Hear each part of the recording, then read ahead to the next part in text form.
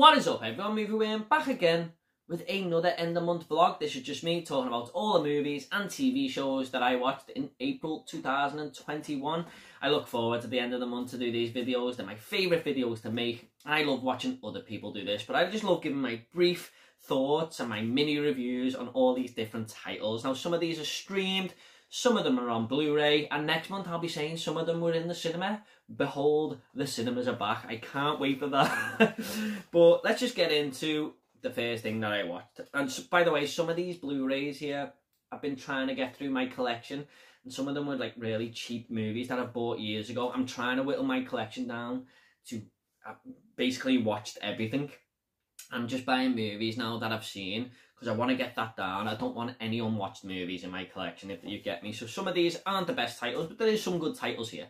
So once again, let's get into it. Now, the first thing I've been watching all month, I just want to talk about, is Line of Duty. Now, I'm not going to go into full detail on this. I will next month because it ends in May. So the 2nd of May, that show ends. I'll go into more of my thoughts next month on that. But I've been doing episodic reviews on the channel. Really, really good. Really good series, this season 6. Really enjoyed it. Slightly confusing at times because it's a lot of throwbacks to season 1, and you've got to have a great memory unless you've recapped it. But I'm really enjoying it. Been some hard-hitting moments, but I will go into that next month. I'll do a full review on the channel, of course, on that. So the first thing that I have fully watched is The Mauritanian. Now, this came to Amazon Prime, and it's a 2021 film. It's based on a true story, and I thought it was a really good film. I mean, I've heard some people say this is kind of mediocre, but I thought it was one of the best films I've seen in 2021, really. I was gripped from start to finish. It was just a really solid drama. This is about a young man, I think his name's Mahamadou, and he is wrongly imprisoned in Guantanamo Bay. I think he's stuck there for like 14 years, all because he made a phone call to his cousin, who was in Al-Qaeda, but it was not terrorist related. And he's thrown there without charge and sort of tortured and stuff. Felt bad for the guy, really. But Tahir Ramin, who plays him, is brilliant in this movie. Now, I seen the real Mahamadou in an interview just after I watched this movie, and the likeness was... could have sworn it was the same person. But you see lots of clips of him at the end as well, the real Mahamadou, and he's got it down to a T. Jodie Foster is great in this. Benedict Cumberbatch. There's so many great stars. I really recommend it if you like gripping true stories and something realistic, you want to watch that. I recommend it. I thought it was a really good film, to be honest. Next up is a Blu-ray. Oh, by the way, I have reviewed The Mauritanian on the channel. So if you want to check that full review out, I will leave my 2021 movie playlist down below. Next up is a Blu-ray, and this is Children of Men. Heard so many good things about this, and I thought it was a decent film. I really thought it had a good opening. The opening with the cafe exploding after Clive Owens just walked out. Wow, that was a pretty intense scene. It's basically in the future of this young girl.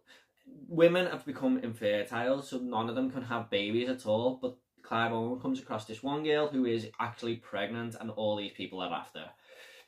So I thought it was a really good futuristic movie, actually. There was some really tense moments where Clive Owen's got to protect this girl and stuff, and they're closing in on him. But there's a scene at the end of this where it's all in one take, and I thought it was so well done. But yeah, really good futuristic sci-fi drama. There's a scene in this where they walk over a bridge in London, and I was actually on a film tour with Nick the Greek from Lock Stock. Yes, he'd done the film tour, and we recognised that bridge straight away because we walked across it. He took us over it, but that is in this movie. The graffiti-filled bridge, if anyone knows about it or can remember this film. But I'd give this about a 7.5 out of 10. I thought it was pretty decent. Next up is Edge of the Axe. Now, I watched this on Shudder, and as soon as I watched it, I wanted to buy the Blu-ray. This was when the Arrow sale was on and stuff. I thought, I'm just going to watch Edge of the Axe because I've heard so many good things, and I watched it on Shudder, and I went, yeah, that's definitely going in my collection. It's a cheesy 80s slasher, but I just needed that at the time. I haven't seen any for a while, and I just had a fun time with this. There's a moment in this movie where these two characters are sending each other an email, and they're just blown away by this computer sending the other computer a message, and it's just so funny to see The computers are in the same room and everything, I think. But it's just so funny to see the way they're fascinated by it, and I suppose you would be back in the 80s, but some good kills in this. I mean, they're not the most realistic kills, of course. It's a low-budget movie, but I had a lot of fun with this. I did. I thought it was okay. But yeah, really, really good slash. If you like cheesy 80s slashers, I'd give that a go. Next up is a movie that I see my friend Reese from Rio's Positive POV tweet about, and that is called The Whalen, and he gave it such high praise, so I thought, you know what, I'm just going to watch that. I feel like something different, like a horror movie that's so different. I think this is a Korean film. I think, correct me if I'm wrong, but this is basically a village, and this Japanese man comes and moves there, and this disease starts spreading, so they're all so this police officer is suspecting that this Japanese man has got something to do with it. His daughter starts becoming ill, and he's gonna really try and save his daughter and stuff. It's really well done. It's like these foreign cinema movies aren't really the same as your typical US films, if you like. I mean, they follow a totally different pattern, and it was really, really good. Really intense scenes. It was creepy, atmospheric. The ending was a little bit, you know, it doesn't explain too many things, but I know a lot of Korean movies do that. But I really, really do recommend this. And you know what? I'm going to actually give this my old movie pick of the month, because every month I pick an old movie that is a pick of the month and a new release that's pick of the month. And I'm going to give it to The Whalen.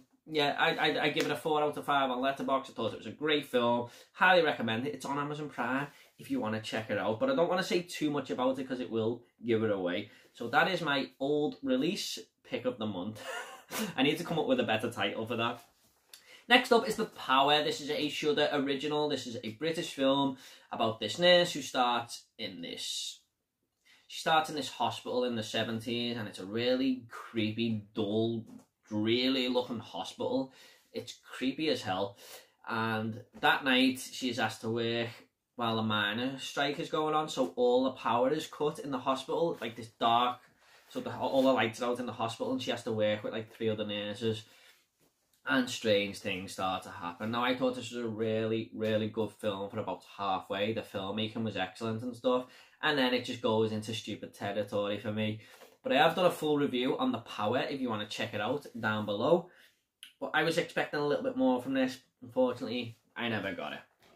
Next up, I've been carrying on my Marvel MCU universe, whatever you want to call it, rewatch. And we were up to Thor: Dark World. Now, I do promise that my Marvel cinematic reviews will be coming back shortly. I'm planning on putting the Avengers and Iron Man 3 reviews out very, very soon. But we watched Thor: The Dark World. Now, a lot of people think this is the worst one. I actually got a kick out of it. I mean, it is low on my ranking. It's an okay movie. It's nothing special. It's quite meh, if you like. Doesn't do too much to move the franchise forward, really. Loki was probably the best part of this. I thought he was a great character. But, yeah. It all takes place in Asgard. Now, I love the look of Asgard, but I do prefer these Marvel movies that are mainly set on Earth, really. But it was okay. It was okay. I think I give it a 3 out of 5 on Letterboxd. It wasn't bad, but it's definitely on the lower end of the ranking. Now, it's not bad, but that just shows how good the Marvel movies are. If it's on the low end of my ranking and I got a kick out of it. No, I'm really enjoying my Marvel rewatch series up to now. I am going to review every one of them and do a ranking on the channel, of course. Sorry, I'm just looking down because the iPad. Next up is Thunder Force. Yes, everyone's worst movie of 2021. It's pretty bad, but you know what? Watching this, I was never bored. It's that bad. It's watchable, if you like.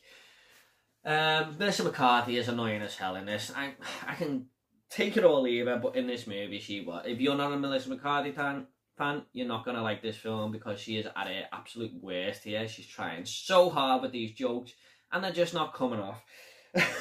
Unfortunately, Octavia Spencer just didn't want to be there.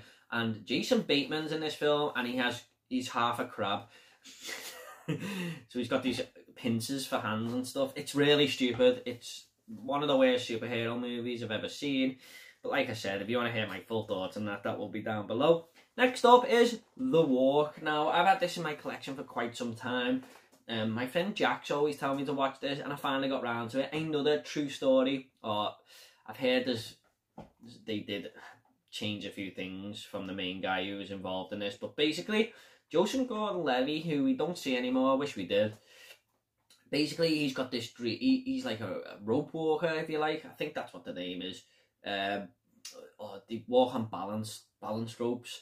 I forgot the real name of it, but he does this in France, and he knows that the World Trade Centers are getting built, and it suddenly becomes his dream that he wants to walk from one World Trade Center to the other, and he goes about doing that. He gets a little team together to help him sneak to the top and stuff to live out his dream. And it's a true story. Like I said, some things might be changed, but I really thought this was a good film. I mean, it's nothing spectacular or anything, but I thought it was pretty decent. I think I give that 3.5 out of Letterboxd.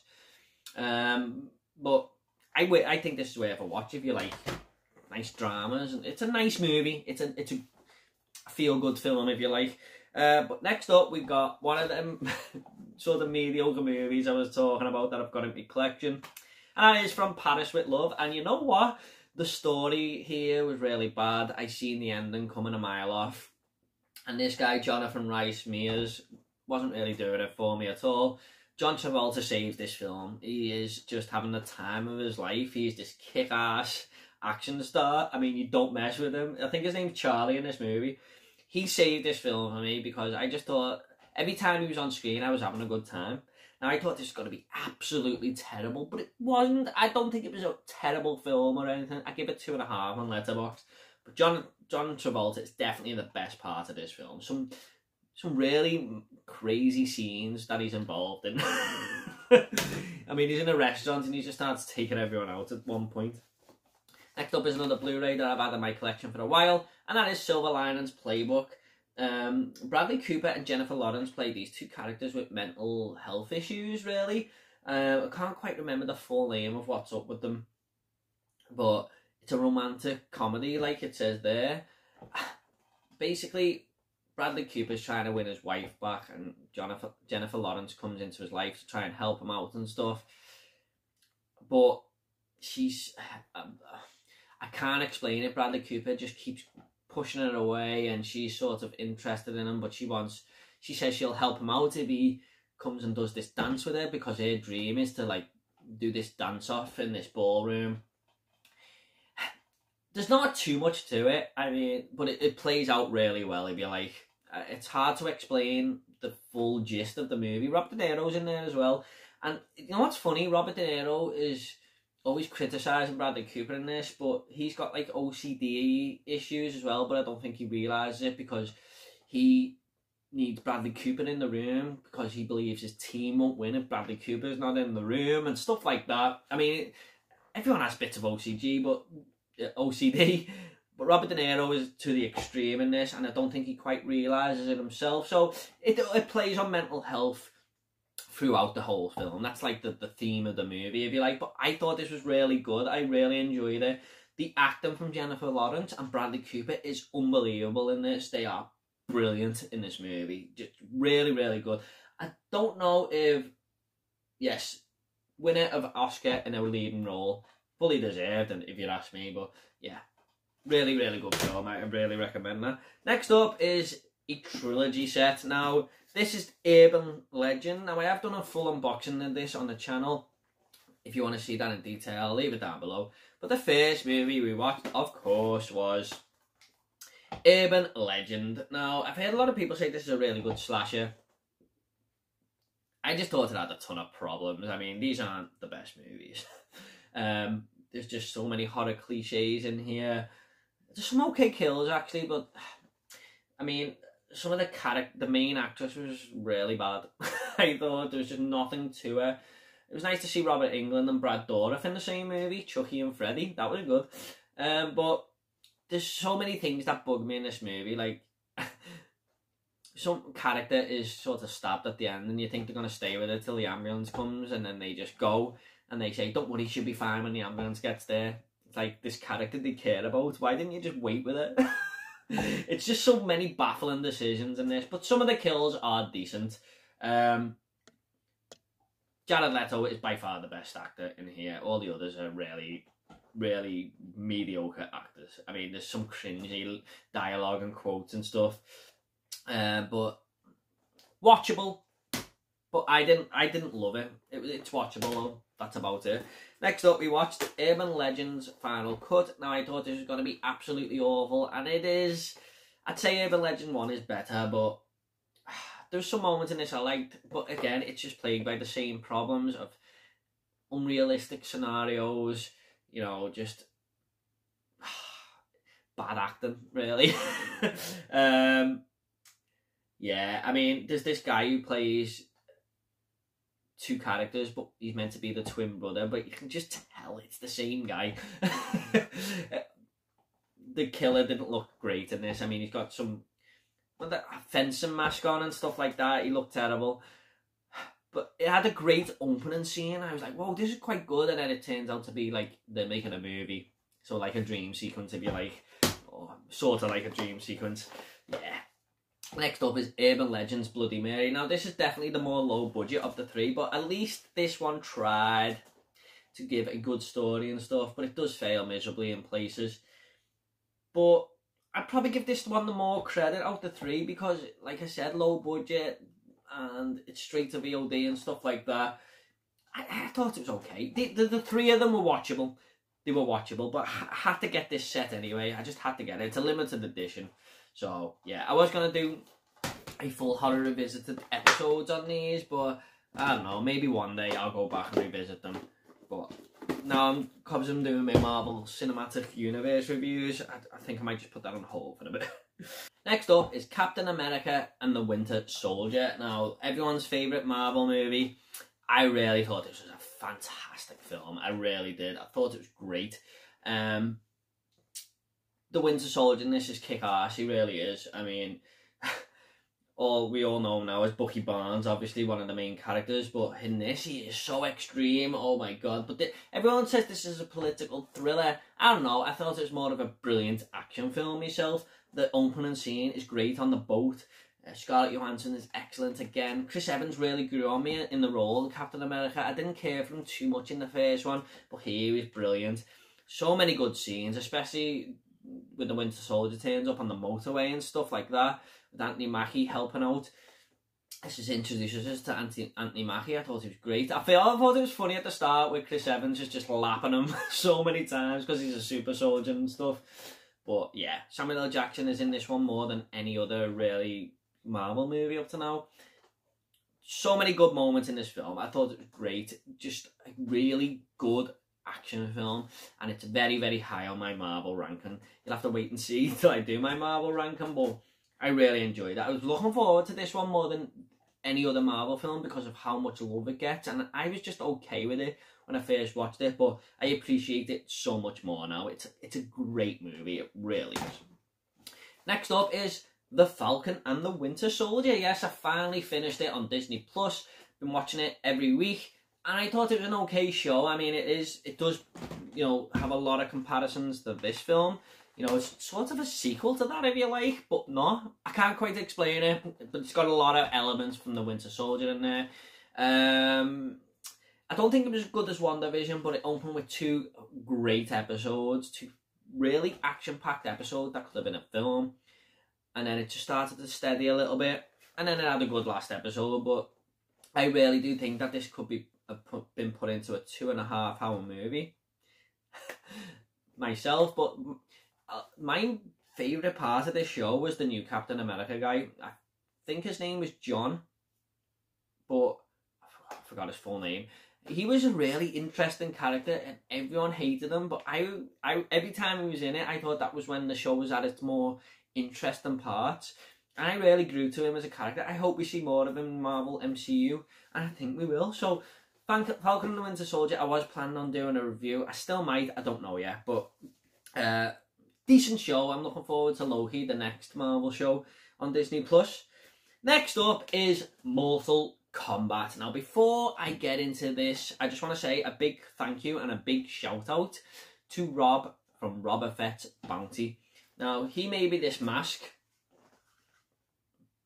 and I used it in my intro, and he really, you know, he let me borrow this and stuff, and he said I can have it now, but I'm going to give you it back, Rob, but he let me do that for my intro. I really wanted to, you know, to do the get over here and stuff. So Rob, thank you so much, my friend. I will leave Rob's link down below. He's got his own YouTube channel. He loves Mortal Kombat and stuff. Go and check him out. Please go and subscribe to him. He's a great guy. I met him in person. He's a really nice guy, and you know, if you could get over there, that'd be great. Thank you so much, Rob. Now, Mortal Kombat, I was really looking forward to this. It was one of my most anticipated films of the year. I just couldn't wait. And you know what? I thought I had such a good time with it. I really did. I mean, I've got a full review for this on the channel if you want to check it out. But some of the gore and stuff was great. I mean, it does have a few little problems with the visuals and stuff like that, but I liked all the characters, especially Kano. He was kick-ass, just the best character by a mile. Every quote that he come out with, I laughed my ass off at him. Even the main character, I mean, a lot of people don't like the main character, Cole, but I thought he was okay, you know. His special move wasn't the best, but I thought he was a really good character, and I liked the way they used him to explain things to him, and then it projected on the audience of what was going on. I'm looking forward to what they have in future, because this does set up for another movie. Now, if you want to check my full review out for that, like I said, it will be down below. Next up is going to be my new release of the month, and this is a film called Nobody. Yes, wow, what a film this was. I had the best time with this movie. I really did. Bob Odenkirk stars in a John Wick style movie.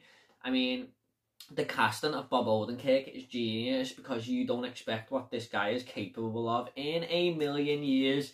And it sort of happens to some of the thugs in the movie and stuff who try and cause trouble around them. It's just great. Honestly, it's brilliant. It's probably my film of 2021 up to now. I just loved all the fight scenes. They were much more realistic than John Wick, which made it seem better, if you like. It was just a really good film. It really was. The violence wasn't too over the top, wasn't too little, just perfect. A 90-minute runtime. I was never ever bored. I was entertained from start to finish. It was brilliant.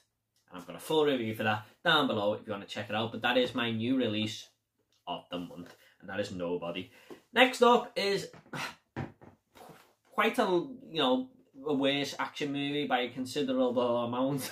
And that is Sabotage. Now, I've had this in the collection for a long time. It was near the top of my list because I've had it for that long. But I'm a big Arnold Schwarzenegger fan, so I thought, I'm just going to give this a go. I fancy a bit of Arnie. This is about a DEA team who are kind of bent. I mean, they try and sort their own money out. But like, if they find $50 million, they'll try and take 10 million of it for themselves and stuff like that. This was very weirdly filmed, I thought. It was like a B-movie at times, or a straight-to-VOD film, and other times it looked really good. But Arnold Schwarzenegger just saves the film for me. I mean, kind of like the movie we were talking about before, From Paris with Love. John Travolta saved that. Here, Arnold Schwarzenegger saved it. And he's not at his best, because I do think he was at his best in the 90s and the 80s, obviously, but he's pretty decent here. I mean, some of the characters were really hit and miss. Some of them are good, some of them are hated. Like, Sam Worthington was really good in this, but Joe Mangan, I can't even say his name, Manganiello, really, he was terrible. There was a girl in this as well. Was it Olivia Williams? I can't quite remember. It might have been Marilyn Anos or Olivia Williams. I can't quite remember which one it was, but she was, I hated her. But it's watchable. It's watchable. It's coming to Netflix this month, I believe. So, yeah. I think I give it 2 out of 5 on Letterboxd. The best part, the best quote of the movie, Arnold always says it, doesn't he? Negative. Next up is a David Lynch film that I haven't watched yet, and I finally watched it, and that is Dune. I thought this was a tough one to get through. I mean, it started off really well. The first 30 minutes, I was really into it, and then it just started going in all weird directions for me. I was getting lost in the movie, which it isn't. You know, it's not like David Lynch did not lose you in a film, but I don't think this is the type of film he should have done it in. Space and sci-fi can be confusing anyway. But it had some good moments, like the first half an hour. The end was okay. It was all the middle ground, really. I was like, what the hell is going on? Maybe that's just my attention span, I don't know. Did anyone else find this film confusing? I don't know. I tried to give it my full attention. Yeah, just one of them. However, I do feel like it had potential. I just think David Lynch got it wrong here. I really do. But I am very excited for the new one because I think Denis Villeneuve, I hope I'm saying that right, is going to knock that one out the park. I watched the trailer straight after this, even though I've seen it before, just to see the comparisons and stuff. And I just think it's going to be such a better film. I may watch this again just before that movie, but I do feel like the new movie is the way to go with Dune. Maybe, look, I know it's based on a book and stuff, and maybe I need to be a big fan of the books to appreciate that movie, but yeah, I'm sorry, it just wasn't for me. Next up is Percy Jackson and the Lightning Thief. Now, this is a film I've wanted to see for quite some time. I've heard good things about it. I thought it was okay, actually. I really had a good time with this. Percy is the son of, I can't quite remember, one of the Greek gods anyway, and he meets all these other sons and daughters of these other gods, and they all come together to try and sort of save the world, really. But what it is, someone stole the lightning bolt, and it's the most powerful weapon in the universe, and these gods think Percy has took it, and he's got to go and prove them wrong and sort of fight his way through all these battles and stuff. I thought it was okay. I give it a 3 out of 5 on Letterboxd. I enjoyed it. Next up is Percy Jackson and the Sea of Monsters. Not as good. Not as good. It was okay, but I enjoyed the first one a lot more. I don't know this character's real name in real life, I'm sorry, but he was missing throughout a lot of this film, and they replaced him with someone else, and I thought he was the best character in the first one, so that did play a big part of why I didn't like this film. The CGI was a bit of a mess in this. I mean, it was just overused. I do prefer the first one, but it was okay. It was an okay sequel, nothing special. And that is my end of month vlog for April 2021, everyone. I hope you all enjoyed it. Like I said, some average titles in there, but I've been trying to get through my Blu-ray collection. So, yeah, what did you think of this video? Did you like any of these titles? If you want to comment, leave it down below, and I'll reply to every single one of you, I promise. If you want to watch more end-of-month vlogs, they will be down below as well, and any of the reviews I mentioned will be down below as well. Take it all easy, guys. I'll see you all next video.